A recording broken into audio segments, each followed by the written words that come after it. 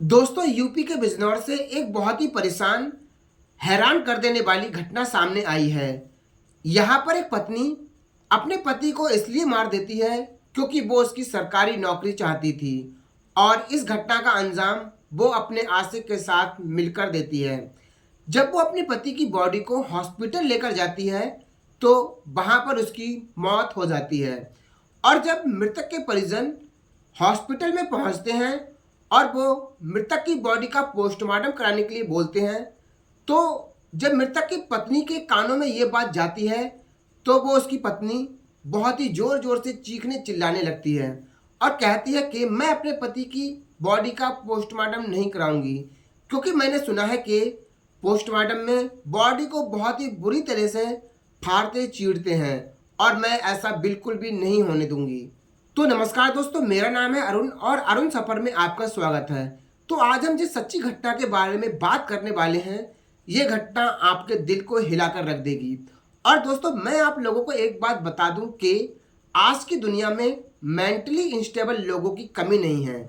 लोग अपने माइंड में बेफजूल की स्टोरी बनाकर घटना को अंजाम दे देते हैं, लेकिन उन लोगों को ये नहीं पता कि आप चाहे कितने भी शातिर क्यों ना हो, आप कानून से नहीं बच सकते क्योंकि कानून के हाथ बहुत ही ज्यादा लंबे होते हैं। दोस्तों, ऐसा ही वाकया एक बिजनौर में घटा है जहां पर एक पत्नी अपने पति की सरकारी नौकरी पाने के लिए अपने ही पति को मौत की घाट उतार देती है। दोस्तों, ये कहानी कुछ इस तरह से शुरू होती है। दीपक नाम का एक लड़का जिला बिजनौर, थाना हल्दौर क्षेत्र के एक गांव मुकरंदपुर का रहने वाला होता है। पढ़ने लिखने में वो शुरू से ही होशियार होता है। उसकी 2021 में मणिपुर में सीआरपीएफ में जॉब लग जाती है, लेकिन वो शुरू से ही सोचता था कि उसके पास एक अच्छी सरकारी नौकरी हो जिसमें ऑफिस वर्क हो और सैलरी भी ठीक ठाक हो। वो अपनी सीआरपीएफ की नौकरी के साथ साथ एक बढ़िया नौकरी की तैयारी करता है। फिर वो रेलवे का एग्जाम देता है और रेलवे का एग्जाम क्रैक करने के बाद 2023 में उसकी रेलवे में टेक्नीशियन में जॉब लग जाती है और उसे पोस्टिंग उसके ही जिला बिजनौर के नजीबाबाद रेलवे स्टेशन पर मिलती है। इसलिए वो घर पर ही रहता था और घर से ही अप डाउन करता था। एक बार गांव में एक शादी समारोह होता है। वहां पर एक लड़की आई हुई होती है जिसका नाम शिवानी होता है। देखने में वो बहुत ही ज्यादा सुंदर होती है, इसलिए दीपक को उस लड़की से पहली नजर वाला प्यार हो जाता है।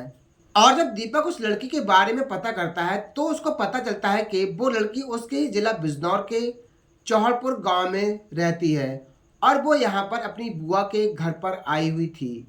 अब वो उस लड़की से किसी तरह से कांटेक्ट करने की कोशिश करता है। जब दीपक का शिवानी से कांटेक्ट होता है तो दीपक अपने प्यार का इजहार कर देता है और वो कहता है कि मैं तुमसे शादी करना चाहता हूँ, अगर तुम मुझे नहीं मिली तो मैं जी नहीं पाऊंगा। शिवानी भी उसके प्रपोजल को ठुकराती नहीं है। शिवानी शादी के लिए हाँ कर देती है। दोनों की लाइफ में खुशी का दिन 17 जनवरी 2024 को आता है। इस दिन दोनों एक दूसरे से शादी कर लेते हैं और खुशी खुशी अपना जीवन जीने लगते हैं। जैसे ही धीरे धीरे वक्त बीतता है तो उनके घर में कलेश बढ़ने लगता है। अक्सर सास बहू आपस में लड़ती झगड़ती रहती थी।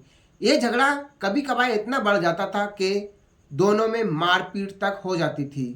इस लड़ाई झगड़े को लेकर दीपक भी परेशान रहता था। और दोस्तों, एक बात मैं आप लोगों को बताता चलूं कि जब दीपक ड्यूटी चला जाता था तो शिवानी कमरा बंद करके घंटों किसी से बात करती रहती थी। एक बार इसकी शिकायत दीपक की मां ने दीपक से भी की थी कि बेटा, अक्सर तेरे ड्यूटी चले जाने के बाद शिवानी कमरा बंद करके घंटों किसी से बात करती रहती है और ये काम उसका पर डे का है।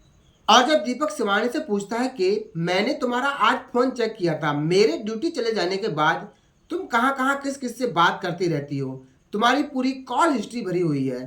तो शिवानी थोड़ा गुस्सा होती है, नाराज होती है और वो दीपक से कहती है कि तुम हमेशा मुझ पर शक करते रहते हो। मैं अपनी सिस्टर और फ्रेंड लोगों से बात करती हूँ, इनके अलावा और मैं किसी के पास फोन नहीं लगाती।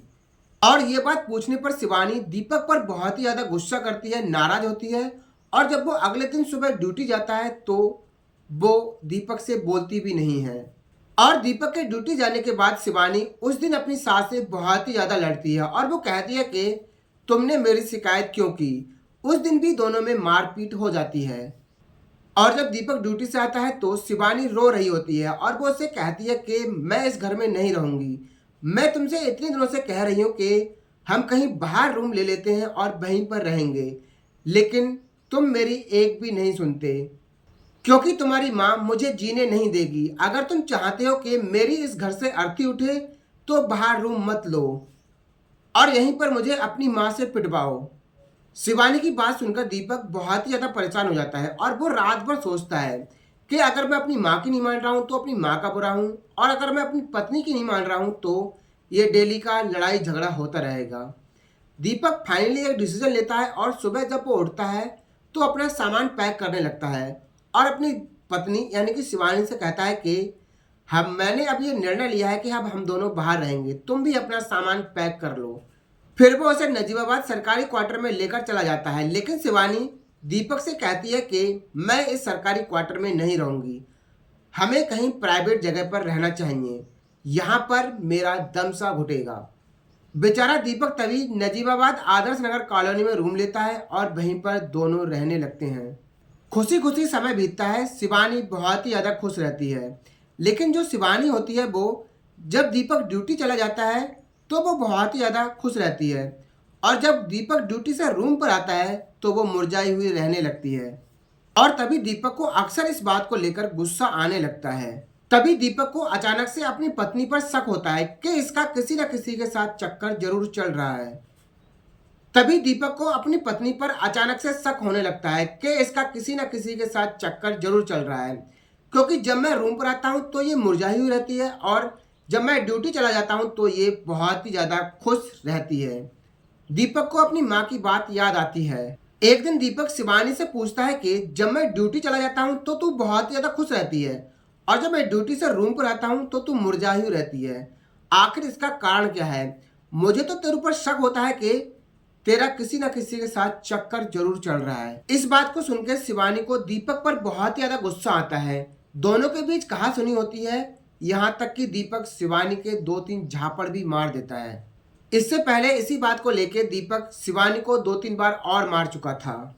दीपक शिवानी से कहता है कि मेरी माँ ने तेरे बारे में सही कहा था, तेरा कहीं ना कहीं किसी के साथ जरूर चक्कर चल रहा है।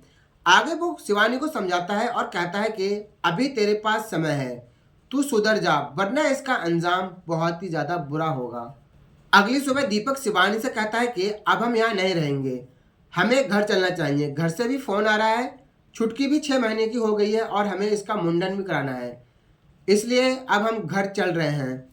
दीपक अपना सामान पैक करने लगता है, लेकिन शिवानी अपनी जिद पर अड़ जाती है। वो कहती है कि तुम्हें जाना है तुम जाओ, लेकिन मैं यहाँ से कहीं नहीं जाऊंगी। ये 4 अप्रैल 2025 का दिन होता है। शिवानी दीपक से परेशान होकर घटना को अंजाम देने के लिए षड्यंत्र रचने लगती है। जब दीपक शिवानी से घर जाने के लिए कहता है तो वो उसकी बात को इग्नोर करके नाश्ता बनाने के लिए चली जाती है और नाश्ते में 4 नशे की गोली डालकर दीपक को दे देती है।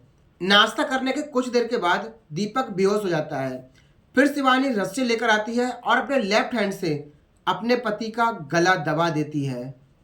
फिर वो अपने 6 महीने के बच्चे को लेकर छत पर चली जाती है और सोचने लगती है कि मैं अब करूं तो क्या करूं। फिर वो अपने 6 महीने के बच्चे को लेकर छत पर चली जाती है और सोचने लगती है कि अब मैं करूं तो क्या करूं। तभी उसके दिमाग में एक ख्याल आता है कि क्यों ना हार्ट अटैक का बहाना बनाया जाए।